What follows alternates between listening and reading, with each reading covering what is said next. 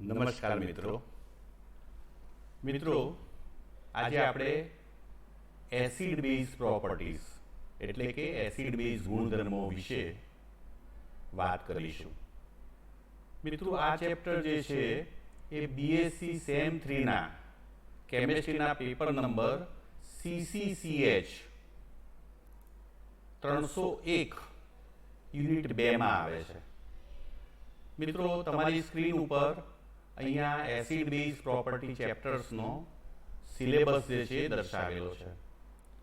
મિત્રો સિલેબસમાં તમે જોઈ શકો છો જે મુદ્દાઓ આપેલા છે એમાં પ્રોટોન એસિડ બેઝ અને Lewis acid base, scale of acidity and basicity એટલે કે એસિડિકતા અને બેઝિકતાનો માપદંડ, અને factor affecting on acidity and basicity of the compound, સંયોજનની એસિડિકતા અને બેઝિકતા પર અસર કરતા પરિબળો. તો કયા કયા પરિબળોનો અભ્યાસ કરવાનો છે? રેઝોનન્સ ઇફેક્ટ એટલે કે સંસ્પંદન અસર, ઇન્ડક્ટિવ અને ઇલેક્ટ્રોનિક ઇફેક્ટ એટલે કે પ્રેરક અસર અને ઇલેક્ટ્રોનિક અસરો, ઇફેક્ટ ઓફ હાઇબ્રિડાઇઝેશન એટલે કે સંકરણની અસર, સ્ટેરિક ઇફેક્ટ એટલે કે અવકાશીય અસર, અને હાઇડ્રોજન બોન્ડિંગની અસર. તો મિત્રો આમ આવા જુદા જુદા પોઈન્ટ્સ જે ટોપિક્સ છે એના ઉપર આપણે આ ચેપ્ટરમાં ચર્ચા કરવાની છે. મિત્રો આપણે સૌ જાણીએ છીએ કે એસિડ અને બેઝ ગુણધર્મ શું છે. તો એસિડ બેઝ ગુણધર્મ માટે સૌ પ્રથમ તો એસિડ કોને કહેવાય અને બેઝ કોને કહેવાય એ વિશે આપણે માહિતી મેળવવી પડે. મિત્રો ઘણા બધા વર્ષોથી સાયન્સમાં સ્કૂલ લેવલથી સ્ટાર્ટ કરીએ અને 11-12માં કેમિસ્ટ્રી આવે છે ત્યારથી લઈ આપણે એસિડ અને બેઝની વ્યાખ્યાઓ પણ શીખ્યા છીએ. પણ આજે આપણે એસિડ બેઝ વિશેની જે ઇતિહાસ છે અને એની વ્યાખ્યામાં જે સુધારા વધારા થયા એ લઈને આપણે શરૂઆત કરીશું. મિત્રો તમારી સ્ક્રીન પર તમે જોઈ શકો છો કે એસિડ બેઝના સામાન્ય ગુણધર્મો અહીંયા આપેલા છે. તો તમે જોઈ શકો છો કે એસિડના ગુણધર્મો કેવા હોય અને બેઝના ગુણધર્મો. તો મિત્રો જે એસિડિક હોય ગુણધર્મ વાઇઝ એને એસિડ કહેવાય, અને નેચર વાઇઝ જે બેઝિક હોય એને બેઝ કહેવામાં આવે છે. મિત્રો હંમેશા એસિડ જે છે એનું જ્યારે દ્રાવણ બનાવવામાં આવે ત્યારે H+ કોન્સન્ટ્રેશન જે છે એમાં એ વધુ પ્રમાણમાં હોય છે, જ્યારે બેઝના દ્રાવણની અંદર OH- નું આયનનું કોન્સન્ટ્રેશન વધુ હોય છે. મિત્રો એસિડ સ્વાદે ખાટા હોય છે જ્યારે બેઝ તુરા હોય છે. એસિડ હોય છે એ લાલ લિટમસને બ્લુ બનાવે છે, જ્યારે બેઝ જે છે એ બ્લુ લિટમસને લાલ બનાવે છે. મિત્રો એસિડની હંમેશા pH વેલ્યુ જે છે એ 7 કરતાં ઓછી હોય છે, જ્યારે બેઝની pH વેલ્યુ 7 કરતાં વધુ હોય છે. મિત્રો ઘણા બધા ઉદાહરણો લીંબુનો રસ છે, સંતરાનો રસ છે, વિનેગર એટલે કે એસિટિક એસિડ, આપણો urine, sulphuric acid, hydrochloric acid, આ બધા જે છે એ એસિડના સામાન્ય ઉદાહરણો છે. આ ઉપરાંત આપણા ઘરમાં વપરાતો સાબુ, ટૂથપેસ્ટ, બ્લીચિંગ પાવડર છે, ક્લિનિંગ એજન્ટ છે, બધા ચૂનાનું પાણી છે, એમોનિયા છે, પાણી છે, મોટેભાગે પાણી પણ થોડાક અંશે બેઝિક હોય છે, અને સોડિયમ હાઇડ્રોક્સાઇડ છે. આ બધા બેઝના ઉદાહરણો છે. મિત્રો આપણે શું જાણીએ છીએ કે એસિડની અંદર તમારી સ્ક્રીન પર તમે જોઈ શકો છો બ્લુ લિટમસ લીધેલું છે. એસિડમાં જેવું વગાડી છે તો જેટલો ભાગ ડૂબેલો છે એ રેડ થઈ જાય છે, એટલે બ્લુ લિટમસને રેડ બનાવે તો એસિડ. એવી રીતે કોઈ પણ પદાર્થને પાણીમાં ઓગાળવામાં આવે તો જો H+ કોન્સન્ટ્રેશન આયનનું કોન્સન્ટ્રેશન વધુ હોય તો એસિડ કહેવાય, અને OH- નું કોન્સન્ટ્રેશન વધુ હોય તો એને બેઝ કહેવાય. અહીંયા NaOH નો પદાર્થ ઓગાળેલો છે, તમે જોઈશું Na+ અને OH-. તો આ દ્રાવણની અંદર OH- આયનનું કોન્સન્ટ્રેશન વધુ છે, માટે આ પદાર્થ જે છે એ બેઝ ગણી શકાય. તો મિત્રો આમ એસિડ અને બેઝના ગુણધર્મો વિશે તો વાત કરી, પણ કોઈ પણ સંયોજનોને એસિડ છે કે બેઝ છે એમાં વર્ગીકૃત કેવી રીતે કરી શકાય? તો 1887 ની અંદર મિત્રો આર્હેનિયસ નામના વૈજ્ઞાનિકે એક થિયરી આપી, એક ડેફિનેશન આપી, અને એણે એવું કીધું કે કોઈ પણ સંયોજનને જો જલીય દ્રાવણમાં ઓગાળવામાં આવે તો એમાંથી H+ આયન જો એ આપતો હોય, એનું આયનીકરણ થતું હોય ને H+ આયન મળતો હોય આપણને, તો એવા સંયોજનને એસિડ કહેવો.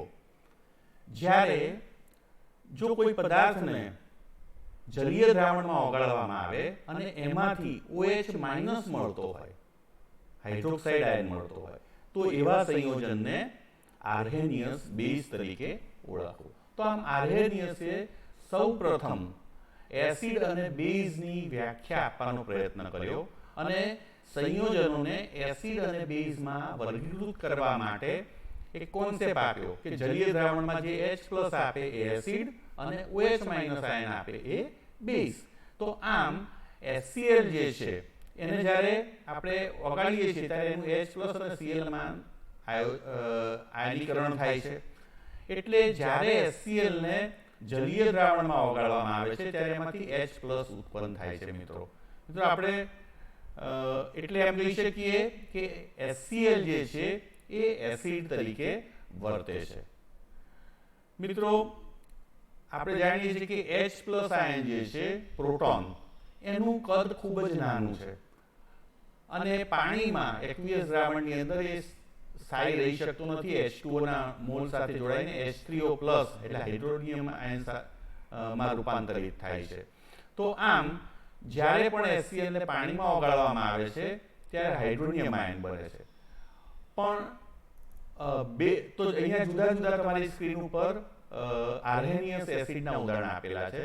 તો hydrochloric acid HCl, nitric acid, sulphuric acid, phosphoric acid, carbonic acid અને એસિટિક એસિડ, આ તમામ જે છે આર્હેનિયસ ની એસિડ બેઝ વ્યાખ્યા મુજબ વર્ગીકૃત કરાય અને એસિડ તરીકે થયા. મિત્રો અહીંયા તમે જુઓ છો દરેક એસિડનું બંધારણ, એમાં તમે જુઓ છો બધામાં હાઇડ્રોજન છે એટલે કે પ્રોટોન છે. તો આનો અર્થ એવો થયો કે આર્હેનિયસ એસિડ એ હાઇડ્રોજન એટલે કે પ્રોટોન ધરાવતા હોય એવા સંયોજનોમાં જ આપણે વર્ગીકૃત કરી શકીએ છીએ. એનો અર્થ એવો થાય કે જેમાં પ્રોટોન ના હોય એવા સંયોજનોનું શું? તો એના માટે આર્હેનિયસ સિદ્ધાંત કામમાં આવતો નથી. મિત્રો આર્હેનિયસ બેઝ કોને કહેવાય? તો અગાઉ વાત કરી એમ કે જે પદાર્થને જલીય દ્રાવણમાં એનું બનાવવામાં આવે ત્યારે જો એમાંથી હાઇડ્રોક્સાઇડ આયન મળતો હોય તો એવા સંયોજનને શું કહેવામાં આવે છે? આર્હેનિયસ બેઝ. તો સોડિયમ હાઇડ્રોક્સાઇડને જ્યારે પાણીમાં ઓગાળવામાં આવે છે ત્યારે Na+ અને OH- મળે છે. તો સોડિયમ હાઇડ્રોક્સાઇડ જલીય દ્રાવણમાં OH- આપે છે અને માટે એ આર્હેનિયસ બેઝ કહી શકાય.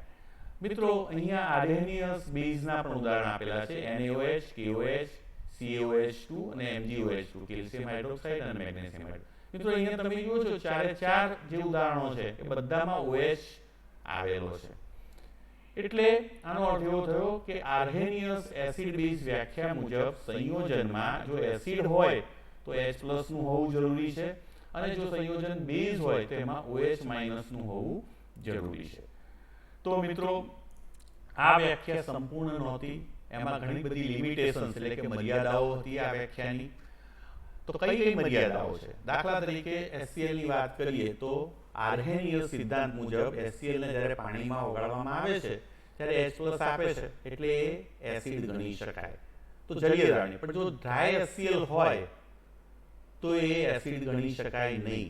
એવી રીતે આવા કોઈ પદાર્થ કે જેમાં જલીય દ્રાવણમાં H+ આપતા હોય પણ નોન એક્વિયસ એટલે કે બિનજલીય દ્રાવકમાં એનું આયનીકરણ થશે કે નહીં થાય? તો કોઈ સંયોજન હોય એનું જલીય દ્રાવણમાં આયનીકરણ થતું હોય અને H+ આપતો તો એસિડ કહેવાય, પણ બિનજલીય દ્રાવકમાં એનું આયનીકરણ ના થતું હોય તો એ H+ ના પણ આપે. તો આવા સંજોગોમાં બિનજલીય દ્રાવકો માટે આ આર્હેનિયસ સિદ્ધાંતમાં કોઈ ચર્ચા કરવામાં આવી નહોતી. વળી H+ પણ અતિશય નાનો હોવાથી મેં અગાઉ વાત કરી એ પ્રમાણે એ H3O+ માં રૂપાંતરિત થઈ જાય છે એટલે એનું પોતાનું અસ્તિત્વ હોતું નથી. તો એ પણ એની મર્યાદા છે કે એણે H+ ની વાત કરી છે પણ ખરેખર આયનમાં H3O+ હોય છે. મિત્રો એવી જ રીતે ઘણા બધા રિએક્શનો એવા છે તટસ્થીકરણના કે એ પ્રક્રિયા દરમિયાન સીધો જ સોલ્ટ બને છે અને H+ કે OH- નથી બનતો. અને આ પ્રક્રિયા સમગ્ર દ્રાવકની ગેરહાજરીમાં પણ થતી હોય છે. તો એવા સંજોગોમાં એવા સંયોજનને એસિડ બેઝમાં વર્ગીકૃત કરી શકાતા નથી. આ આર્હેનિયસ સિદ્ધાંતની બીજી લિમિટેશન એટલે કે મર્યાદા છે. મિત્રો, અહીંયા તમારી સ્ક્રીન પર તમે જોઈ શકો છો કે AlCl3, SO3, N2O5 આ બધા સંયોજનો પણ જ્યારે પાણીમાં ઓગાળવામાં આવે છે ત્યારે એમાંથી H+ મળે છે. એટલે ખરેખર એ એસિડ તરીકે વર્તે છે. પણ મિત્રો, એમાં H નથી. તો ઘણા બધા સંયોજનો એવા છે કે જેમાં H ના હોવા છતાં પણ એ એસિડ તરીકે વર્તે છે. તો આર્હેનિયસ ના સિદ્ધાંત મુજબ, થિયરી મુજબ, આવા નોન પ્રોટીક સંયોજનોને એસિડમાં વર્ગીકૃત કરી શકાતા નથી. એવી જ રીતે OH ના હોય એવા સંયોજનો, કેલ્શિયમ ઓક્સાઇડ અને સોડિયમ ઓક્સાઇડ, આ બધાને પણ ખરેખર બેઝ છે, પણ એમને પણ OH- ના હોવાને લીધે બેઝમાં વર્ગીકૃત કરી શકાતા નથી. તો આનો અર્થ એવો થયો કે આર્હેનિયસ એસિડ બેઝ જે સિદ્ધાંત જે છે એનાથી બધા જ સંયોજનોને એસિડ અને બેઝમાં વર્ગીકૃત કરી શકાતા નથી. એટલે કે આર્હેનિયસની જે એસિડ બેઝની સંકલ્પના જે છે એ સંપૂર્ણ નથી, અધૂરી છે. અને પરિણામે એ દિશામાં વૈજ્ઞાનિકોએ પ્રયત્ન શરૂ કર્યા અને 1923માં બ્રોન્સ્ટેડ અને લોરી નામના વૈજ્ઞાનિકોએ અલગ અલગ રીતે ઇન્ડિપેન્ડન્ટલી પ્રયોગો કરી અને પ્રસ્થાપિત કર્યું અને એસિડ ને બેઝની નવી વ્યાખ્યા આપી. અને આ બંને વૈજ્ઞાનિકોએ એસિડ અને બેઝને પ્રોટોનની લેવડ દેવડ સાથે સાંકળ્યો. એટલે કે બેઝ તરીકે પ્રોટોનને લઈ અને એસિડ ને બેઝમાં વર્ગીકૃત કર્યા સંયોજનોને. તો જે સંયોજન આ વ્યાખ્યા મુજબ, બ્રોન્સ્ટેડ લોરીની વ્યાખ્યા મુજબ, જે સંયોજન પ્રોટોન આપે છે પ્રક્રિયા દરમિયાન એ હંમેશા એસિડ કહેવાય છે. જ્યારે જે સંયોજન પ્રોટોનનો સ્વીકાર કરે છે, પ્રોટોનને એક્સેપ્ટ કરે છે, એ સંયોજન બેઝ તરીકે વર્તે છે. તો આમ લોરી બ્રોન્સ્ટેડની વ્યાખ્યા મુજબ સંયોજન જે H+ આપે એટલે કે પ્રોટોન આપે એ એસિડ અને જે પ્રોટોન સ્વીકારે એ બેઝ. તો આમ એસિડ અને બેઝની વ્યાખ્યાને પ્રોટોનના માધ્યમથી, એને લેવડ દેવડના માધ્યમથી સ્વીકારવામાં આવી. મિત્રો, લોરી અને બ્રોન્સ્ટેડે એવું કીધું કે પ્રોટોનની લેવડ દેવડ એ સ્પર્ધાત્મક પ્રક્રિયા છે. આપણે આગળ જોઈએ છીએ કે કેવી રીતે સ્પર્ધાત્મક પ્રક્રિયા છે. તો હંમેશા કોઈ પણ એસિડ જે છે એ પદાર્થ એ એસિડ તરીકે ક્યારે વર્તે કે પ્રોટોન આપે. તો પ્રોટોન આપે તો બાકી જે રહે છે એને એનો સંયુગ્મી બેઝ કહેવામાં આવે છે. તો પ્રોટોન એસિડ હંમેશા એનો સંયુગ્મી બેઝ આપે છે. જ્યારે જે સંયોજન બેઝ તરીકે વર્તે છે એટલે કે પ્રોટોનનો સ્વીકારે છે એ હંમેશા એનો સંયુગ્મી એસિડ આપે છે. તો મિત્રો, અહીંયા આપણે એ સમજવા પ્રયત્ન કરીએ કે એસિડ બેઝ અને એના સંયુગ્મી એસિડ બેઝ એટલે શું. તો અહીંયા રિએક્શન આપેલું છે HCl + H2O is give you H3O+ Cl-. મિત્રો, અહીંયા આ પ્રતિવર્તી રિએક્શન છે. એક એરો લખાયો છે ભૂલથી, પણ પ્રતિવર્તી રિએક્શન છે એટલે બે એરા બતાવવાના. મિત્રો, જ્યારે HCl ને પાણીમાં ઓગાળવામાં આવે છે ત્યારે એમાંથી H3O+ અને Cl- બને છે. હવે મિત્રો, આપણે આ બંને ઉપર ફોકસિંગ કરીએ કે પ્રક્રિયા થાય છે ત્યારે HCl જે છે એ પ્રોટોન આપે છે. કોને? H2O ને. તો HCl પ્રોટોન દાતા છે, જ્યારે H2O જે છે પ્રોટોનને સ્વીકારે છે. HCl માંથી પ્રોટોન દૂર થવાથી એટલે કે આપવાથી Cl- બને છે, જ્યારે H2O માં પ્રોટોન એડ થવાથી H3O+ બને છે. તો આમ કહી શકાય કે આ બંનેનું જ્યારે રિએક્શન થાય છે ત્યારે HCl પ્રોટોન આપતો હોવાથી એ એસિડ તરીકે વર્તે છે એટલે એસિડ કહી શકાય એને, જ્યારે H2O જે છે એ પ્રોટોન સ્વીકારતો હોવાથી એ બેઝ કહી શકાય. તો આ રિએક્શનમાં HCl એસિડ તરીકે વર્તે છે, જ્યારે H2O બેઝ તરીકે વર્તે છે. મિત્રો, હવે રિવર્સ રિએક્શનની વાત કરીએ તો એસિડમાંથી H પ્રોટોન દૂર થતા એનો સંયુગ્મી બેઝ Cl- બન્યો, જ્યારે બેઝમાં પ્રોટોન ઉમેરાવાથી એનો સંયુગ્મી એસિડ H3O+ બન્યો. હવે મિત્રો આને રિવર્સ રિએક્શન તરીકે જોઈએ તો આ બંને વચ્ચે જ્યારે પ્રક્રિયા થાય છે ત્યારે H3O પ્લસ એ Cl માઇનસ ને પ્રોટોન આપે છે, એટલે એનું રૂપાંતર HCl માં થાય છે. જ્યારે H3O પ્લસ માંથી પ્રોટોન દૂર થવાથી એનું રૂપાંતર H2O માં થાય છે. તો આમ આ બંનેમાં આ એસિડ તરીકે વર્તે છે, પ્રોટોન આપે છે, જ્યારે આ બેઝ તરીકે વર્તે છે, પ્રોટોન સ્વીકારે છે. તો આમ રિવર્સ રિએક્શનની અંદર આ એસિડ છે, જ્યારે આ બેઝ છે. જ્યારે આ બંને જે ઉત્પન્ન થાય છે એના સંયુગ્મી એસિડ બેઝ કહી શકાય. હવે મિત્રો બીજું રિએક્શન લઈએ, એમોનિયાનું પાણી સાથેનું રિએક્શન. તો NH3 વત્તા H2O કરીએ તો NH4 પ્લસ અને OH માઇનસ મળે છે. મિત્રો આ રિએક્શન પર રિવર્સ રિએક્શન છે. તો અહીંયા H2O જે છે એ પ્રોટોન આપે છે એમોનિયાને, એટલે H2O એસિડ તરીકે વર્તે છે, જ્યારે એમોનિયા પ્રોટોન સ્વીકારે છે એટલે બેઝ તરીકે વર્તે છે. તો H2O માંથી H પ્લસ પ્રોટોન દૂર થતા OH માઇનસ બને છે, એનો સંયુગ્મી બેઝ. તો H2O એસિડ છે, એમાંથી H પ્લસ દૂર થતા OH માઇનસ સંયુગ્મી બેઝ બને છે. જ્યારે એમોનિયા જે છે બેઝ તરીકે વર્તે છે, એ પ્રોટોન સ્વીકારે છે અને NH4 પ્લસ બને છે. તો આમ H2O નો સંયુગ્મી બેઝ OH માઇનસ છે, જ્યારે એમોનિયા જે બેઝ તરીકે વર્તે છે એનો સંયુગ્મી એસિડ NH4 પ્લસ છે. સેમ રિવર્સ રિએક્શનમાં આ બંને વચ્ચે જ્યારે પ્રક્રિયા થાય ત્યારે NH4 પ્લસ જે છે એ OH માઇનસ ને પ્રોટોન આપે છે, એટલે એ એસિડ તરીકે વર્તે છે, જ્યારે OH માઇનસ પ્રોટોન સ્વીકારે છે એટલે બેઝ તરીકે વર્તે છે. અને આ પ્રોટોન વિનિમય પ્રક્રિયાથી આ બંને મળે છે, એટલે આ એસિડ હોય તો આનો સંયુગ્મી બેઝ કહેવાય અને આ બેઝ હોય તો આનો સંયુગ્મી એસિડ કહેવાય. તો મિત્રો આમ કહી શકાય કે એસિડ બેઝ પ્રક્રિયા જે છે એ સ્પર્ધાત્મક પ્રક્રિયા છે. હવે એને સમજવા પ્રયત્ન કરીએ કે સ્પર્ધાત્મક પ્રક્રિયા એટલે શું.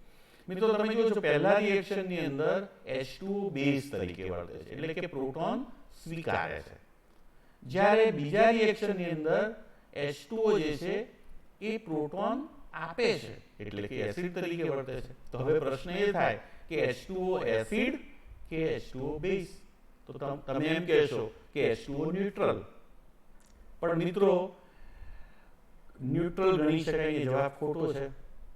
હંમેશા એસિડિકતા અને બેઝિકતા, કોઈ પણ સંયોજન એસિડ તરીકે વર્તે છે કે બેઝ તરીકે વર્તે છે, એ સાપેક્ષ છે. દાખલા તરીકે હું ઉદાહરણ આપું, A, B અને C ત્રણ વ્યક્તિઓ છે. એ વ્યક્તિ જે છે જાડી છે, B છે મધ્યમ છે અને C પાતળી છે. તો હવે હું A ને B ની કમ્પેરિઝન કરું છું તો A કરતા B પાતળો ગણાય, એનો અર્થ એમ કે B પાતળો છે. પણ હવે B ને C ની કમ્પેરિઝન કરું તો B કરતા C પણ પાતળો છે, એટલે એમ કહેવાય કે B જાડો છે. તો પ્રશ્ન પાછો H2O જેવો આવ્યો કે B જાડો કે પાતળો. તો A ની સરખામણીમાં પાતળો અને B ની સરખામણીમાં જાડો. હવે જો A જાડો હોય તો એના કરતા પણ કોઈ જાડી વ્યક્તિ આવે તો એ પાતળો ગણાય. તો આમ જાડાનું પાતળાપણું એ રિલેટિવ વસ્તુ છે. એવી જ વસ્તુ એસિડિકતા અને બેઝિકતામાં પણ છે કે એસિડ ને બેઝ, એમાં કોણ એસિડ તરીકે વર્તે અને કોણ બેઝ તરીકે વર્તે એનો આધાર એની પ્રોટોન આપવાની વૃત્તિ ઉપર છે.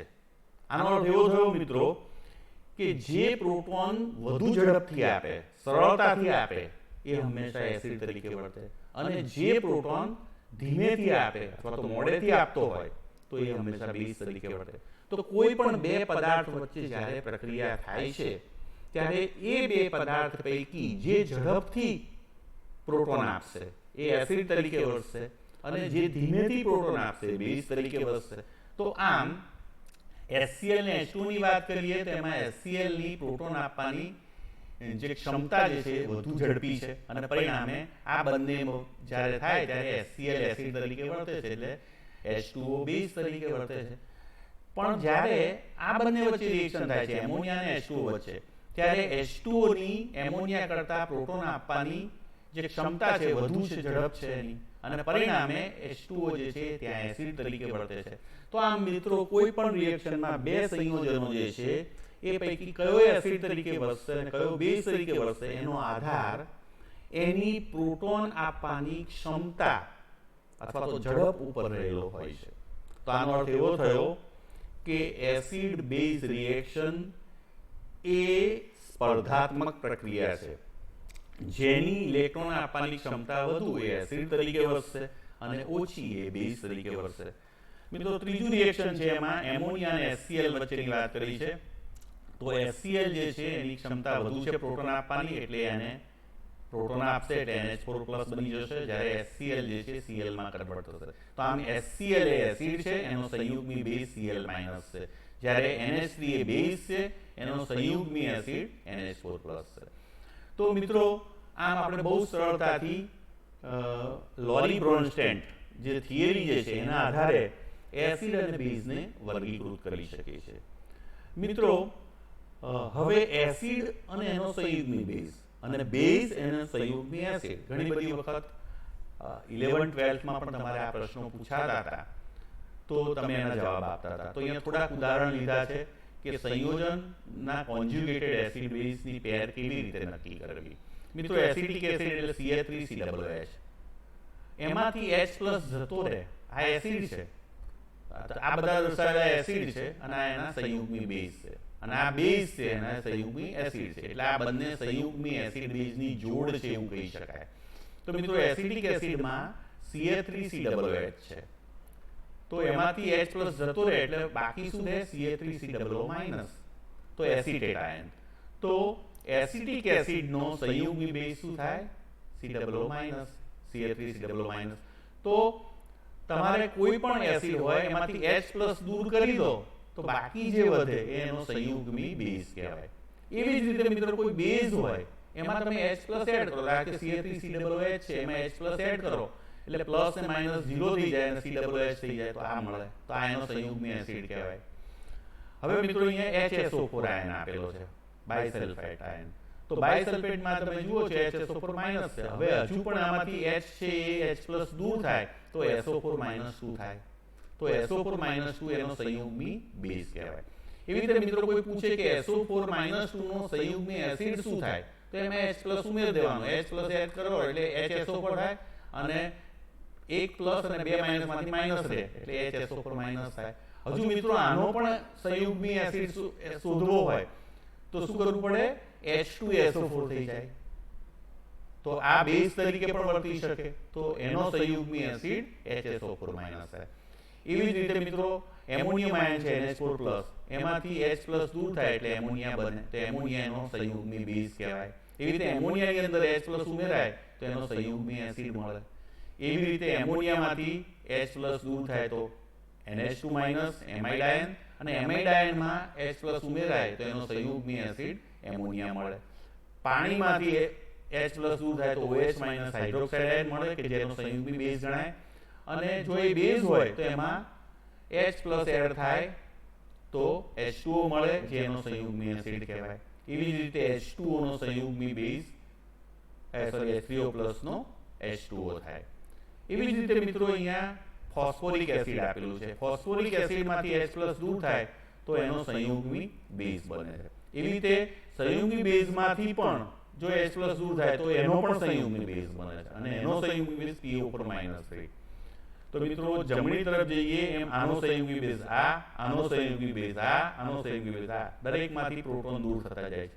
એવી જ રીતે PO4- એનો એ બેઝ છે, એનો સંયુગ્મી એસિડ શું? તો કે H+ એડ કરવાનો એટલે આ મળે, એનો સંયુગ્મી બેઝ કહેવાય, એસિડ કહેવાય. આમાં પણ H+ ઉમેરો તો એનો સંયુગ્મી એસિડ આવે, આમાં પણ H+ ઉમેરો તો સંયુગ્મી એસિડ આ બને. તો આ મિત્રો બહુ સહેલાઈથી આપણે સંયુગ્મી એસિડ બેઝની પેર નક્કી કરી શકીએ છીએ. તો મિત્રો કોઈ પણ સંયોજન આપેલું હોય એમાં H+ એડ કરો એટલે એનો સંયુગ્મી બેઝ મળે, અને કોઈ પણ સંયોજન આપ્યું હોય અને એનો જો મારે સંયુગ્મી એસિડ શોધવો હોય તો એમાંથી H+ બાદ કરવા ઉમેરવાનો.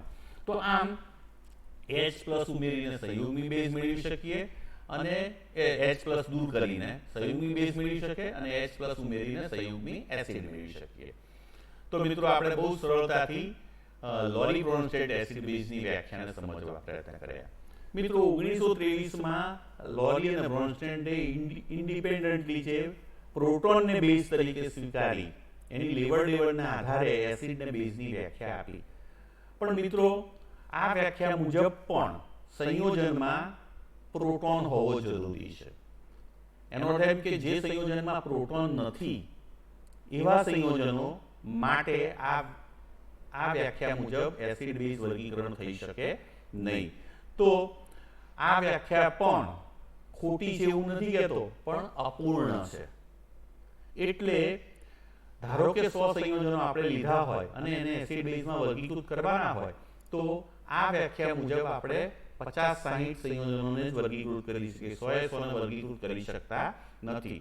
એટલે આ વ્યાખ્યા કેવી કહેવાય? અપૂર્ણ વ્યાખ્યા કહેવાય. અને પરિણામે 1923માં જ લેવિસ નામના વૈજ્ઞાનિકે એસિડ બેઝની નવી સંકલ્પના આપી.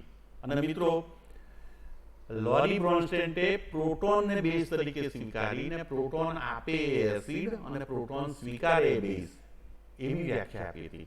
એ વ્યાખ્યાને બદલે લેવિસે એવું કીધું કે કોઈ પણ રાસાયણિક પ્રક્રિયા થાય છે ત્યારે પ્રોટોન નહીં પણ ઇલેક્ટ્રોનની લેવડ દેવડ થાય છે. પ્રોટોનની લેવડ દેવડ તો થતી હોઈ શકે ઘણી બધી રિએક્શનમાં, પણ ઇલેક્ટ્રોનની લેવડ દેવડ તો દરેક રિએક્શનમાં થાય છે. અને પરિણામે એમણે ઇલેક્ટ્રોનની લેવડ દેવડને બેઝ તરીકે સ્વીકારી અને નવી વ્યાખ્યા આપી. તો એમણે વ્યાખ્યામાં શું કીધું કે જે સંયોજન કોઈ પણ બેનું રિએક્શન થતું હોય તો રિએક્શન દરમિયાન જે સંયોજન ઇલેક્ટ્રોન આપે એ બેઝ, અને જે સંયોજન ઇલેક્ટ્રોન સ્વીકારે એ એસિડ. એનો અર્થ એવો થયો કે પ્રક્રિયા દરમિયાન જે ઇલેક્ટ્રોન ડોનર છે એ લુઈસ બેઝ કહેવાય, અને જે ઇલેક્ટ્રોન એસેપ્ટર છે, ઇલેક્ટ્રોનને સ્વીકારે છે, એ શું કહેવાય? લુઈસ એસિડ કહેવાય. તો લુઈસ એસિડ બેઝ વ્યાખ્યા મુજબ ઇલેક્ટ્રોન આપે એ બેઝ અને ઇલેક્ટ્રોન સ્વીકારે એ એસિડ. હવે મિત્રો પ્રશ્ન એ થાય કે ઇલેક્ટ્રોન કોણ આપી શકે અને ઇલેક્ટ્રોન કોણ સ્વીકારી શકે? તો સૌ પ્રથમ આપણે જે છે એ લુઈસ એસિડ વિશે વાત કરીએ. મિત્રો, જે સંયોજન, હવે આપણે અગાઉ વ્યાખ્યા કરી કે ઇલેક્ટ્રોન સ્વીકારે એ એસિડ.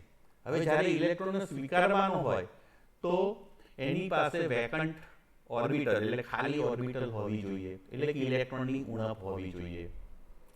તો ઇલેક્ટ્રોન પેરને એસેપ્ટ કરવા માટે જે બેઝ દ્વારા મળવાની છે, જો ખાલી ઓર્બિટલ હોય જે સંયોજનોમાં, એવા સંયોજનો મોટે ભાગે લુઈસ એસિડ તરીકે વર્તે છે. તો આનો અર્થ એવો થયો કે મિત્રો, જે આયનો, દાખલા તરીકે અહીંયા તમારી સ્ક્રીન પર તમે જોયું કે Cu+2 Fe+2 Fe+3, આ બધા પણ લુઈસ એસિડ તરીકે વર્તે છે. કેમ? કારણ કે એમની પાસે વેકેન્ટ ઇલેક્ટ્રોનને સ્વીકારવાની ક્ષમતા છે, એટલે ઇલેક્ટ્રોનની ઉણપ ધરાવે છે. મિત્રો, એવી રીતે BF3, AFF3 આ બધા અણુઓ પણ એમની અષ્ટક અપૂર્ણ હોય છે અને ઇલેક્ટ્રોન મેળવવાની વૃત્તિ ધરાવતા હોય છે, અને આ સંયોજનો પણ લુઈસ એસિડ તરીકે વર્તે છે. મિત્રો, ઘણા બધામાં સંયોજનો SiBr4, SiF4 એ પણ ઇલેક્ટ્રોન એસેપ્ટર છે. એમની વેકેન્ટ જે અષ્ટક અપૂર્ણ હોવાથી અને માટે એ પણ લુઈસ એસિડ તરીકે વર્તે છે. તો CO2, SO2 આ બધા જ સંયોજનો, તો બધા જ સંયોજનોને આપણે કે જે ઇલેક્ટ્રોન મેળવવાની વૃત્તિ ધરાવતા હોય એવા તમામ એસિડ તરીકે વર્તે છે અને લુઈસ એસિડ તરીકે ઓળખવામાં આવે છે. મિત્રો, લુઈસ બેઝ કોને કહેવાય? તો કે જે સ્પીસીસ અથવા તો અણુઓ એ પોતાની પાસે લોન પેર ઇલેક્ટ્રોન અથવા તો અબંધકારક ઇલેક્ટ્રોન યુગ્મ ધરાવતા હોય, એટલે કે ઇલેક્ટ્રોન એનરિચ્ડ હોય, ઇલેક્ટ્રોનથી સમૃદ્ધ હોય, એવા સ્પીસીસ અથવા તો અણુઓ, સંયોજનો એ પોતે ઇલેક્ટ્રોન ડોનેટ કરવાનો ગુણધર્મ ધરાવે છે અને પોતે પ્રક્રિયા દરમિયાન ઇલેક્ટ્રોન આપે છે. અને આવા જે ઇલેક્ટ્રોન આપી શકે એવા સંયોજનો જે છે એ બેઝ તરીકે વર્તે છે અને એ હંમેશા ઇલેક્ટ્રોન આપે છે. મોટે ભાગે OH- એટલે કે ઋણ આયનો અને NH3H2O જેવા અબંધકારક ઇલેક્ટ્રોન યુગ્મ ધરાવતા સંયોજનો એ ઇલેક્ટ્રોન સમૃદ્ધ હોવાથી, એમની પાસે ઇલેક્ટ્રોન એનરીચ હોવાથી એ ઇલેક્ટ્રોનનું દાન કરે છે અને હંમેશા બેઝ તરીકે વર્તે છે. તો મિત્રો, આપણે બહુ જ સહેલાઈથી એસિડ અને બેઝની આ જે વ્યાખ્યા જે છે એ સમજી શકીએ છીએ. હવે આનો અર્થ એવો થયો કે લોરી બ્રોન્સ્ટેન્ટમાં એસિડ બેઝની વ્યાખ્યા મુજબ પ્રોટોનની લેવડ દેવડ જરૂરી હતી, એટલે કે સંયોજનમાં પ્રોટોન હોવા જોઈએ. પણ અહીંયા એ જરૂરિયાત નથી. અહીં ઇલેક્ટ્રોનની લેવડ દેવડ ઉપર આધારિત સિદ્ધાંત છે. તો લુઈસની સંકલ્પના મુજબ ઇલેક્ટ્રોન આપે એ બેઝ અને ઇલેક્ટ્રોન સ્વીકારે એ એસિડ. તો આમ એસિડ અને બેઝ કોને કહેવાય એ વિશે મિત્રો આપણે આજે વાત કરી. એના હિસ્ટ્રી વિશે વાત કરી કે એસિડ બેઝની જે ગુણધર્મો જે છે એ ધરાવતા સંયોજનો એ પોતાના બંધારણમાં શું શું ધરાવતા હોય તો એ એસિડ કે બેઝ તરીકે વર્તી શકે, એની આપણે વાત કરી. હવે મિત્રો, એસિડ ને બેઝની વાત કરી, પણ એ એસિડિકતા અને બેઝિકતાનો જે ગુણધર્મ ધરાવે છે એસિડ કે બેઝ, એની ઇન્ટેન્સિટી, એની તીવ્રતા, કોઈ સંયોજન કેટલું વધુ એસિડિક છે કે ઓછું એસિડિક છે, બેઝ હોય તો વધુ બેઝિક છે કે ઓછો બેઝિક છે, એને કયા માપદંડથી માપી શકાય? તો એસિડિકતા અને બેઝિકતાનો માપદંડ શું છે એ આવતા લેક્ચરમાં આપણે મિત્રો જોઈશું. તો આજે આપણે એસિડ અને બેઝની ત્રણેય વ્યાખ્યાઓ, આર્હેનિયસ થિયરી એની, લોરી બ્રોન્સ્ટેન્ટની વ્યાખ્યા એસિડ બેઝની અને લુઈસની વ્યાખ્યા, એનો આપણે અભ્યાસ કર્યો મિત્રો. અને આવતી વખતે આપણે એસિડ બેઝ માપદંડ, એસિડિકતા અને બેઝિકતાનો માપદંડ જે છે એના વિશે વાત કરીશું. અને ત્યારબાદ આ એસિડ બેઝ જે પ્રોપર્ટીઝ જે છે એના ગુણધર્મો ઉપર જુદા જુદા પરિબળો જેવા કે સંસ્પદન, સંકરણ, પ્રેરક અસર, હાઇડ્રોજન બંધન, આ બધાની અસર કેવી થાય છે એનો રસપ્રદ ચર્ચા જે છે આ બધા લેક્ચરમાં કરીશું. ત્યાં સુધી રજા આપશો. નમસ્કાર.